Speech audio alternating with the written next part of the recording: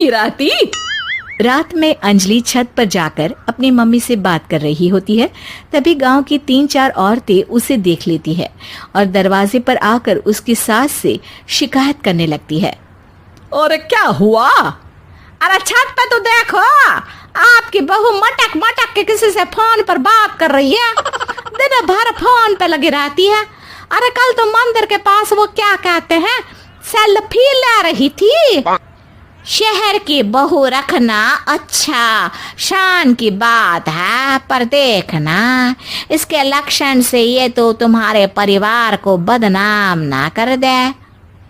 ये पहली बार नहीं था जब सास से गांव के लोगों ने अंजलि की बुराई या शिकायत नहीं की हो। अब तो ये रोज की बात थी।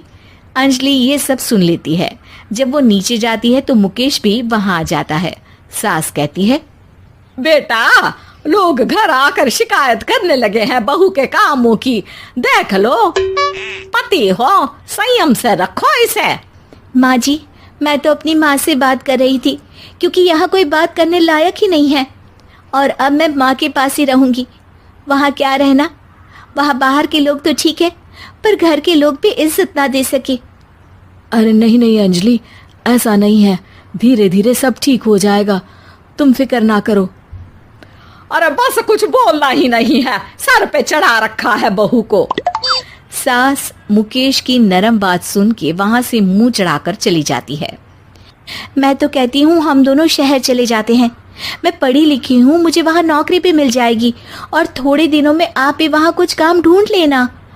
अरे नहीं नहीं अंजलि, हम यहाँ ना गांव का खेत, माँ पिताजी को छोड़कर शहर नहीं जा सकते। माँ पिताजी को कैसा लगेगा और गांव वाले क्या सोचेंगे। ये कहकर मुकेश सोने चला जाता है और अंजलि की गांव वालों द्वारा बुराई का सिलसिला बहुत दिनों तक चलता ही रहता है। लेकिन अंजलि गुस्सा ना दिखाते हुए समझदारी से काम लेती है।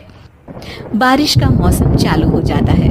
जोरदार बारिश से पूरे गांव में हाहाकार मच जाता है। दुर्गा नदी में बाढ़ आ जाती है और बाढ़ का पानी पूरे गांव की फसल तबाह कर देता है। फसल की ये हालत देखकर गांव वाले निराश हो जाते हैं और बात तो यहाँ तक पहुँच जाती है कि कुछ लोग तो अंजलि को इस सब का दोषी ठहरा देते हैं। अरे पूरी फसल तबाह हो गई, पता नहीं किसकी नजर लग गई है।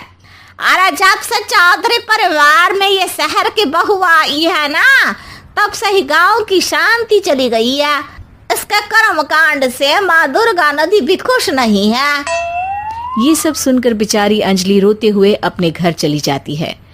कुछ दिन बाद सभी गांव वाले अपनी फसल का मुआवजा लेकर अपने अपने घर आते हैं। मुकेश भी 1500 लेकर आता है। अंजलि को जब पासबुक दिखाता है तो अंजलि हैरान हो जाती है। अरे ये पासबुक में तो उन्होंने 4000 की एंट्री करी है और आपको सिर्फ 1500 दिए।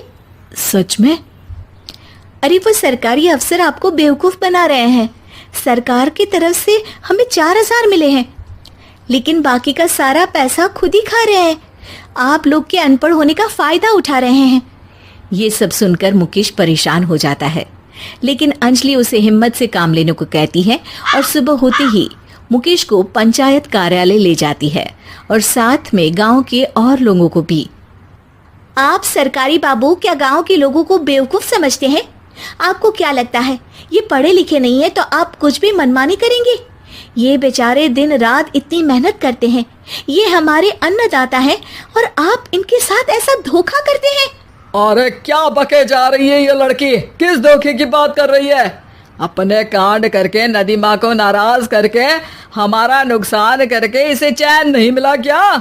सरपंच जी, इन सरकारी बाबू ने मुझे बेवकूफ बनाया है और मेरे हिस्से के पैसे खुद चट कर गए। बस ये सुनते ही सरपंच वहां से दुम दबाकर भाग जाता है। पता चलता है कि जनपद अधिकारियों ने गांव के सरपंच के साथ मिलकर सबके साथ धोखा किया है।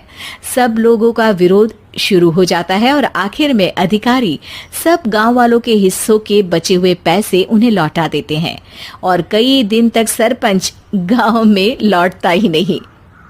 अंजलि, तुम नहीं होती तो हम गांव वालों को तो पता ही नहीं चलता कि ये हमें हर बार बेवकूफ बनाते हैं।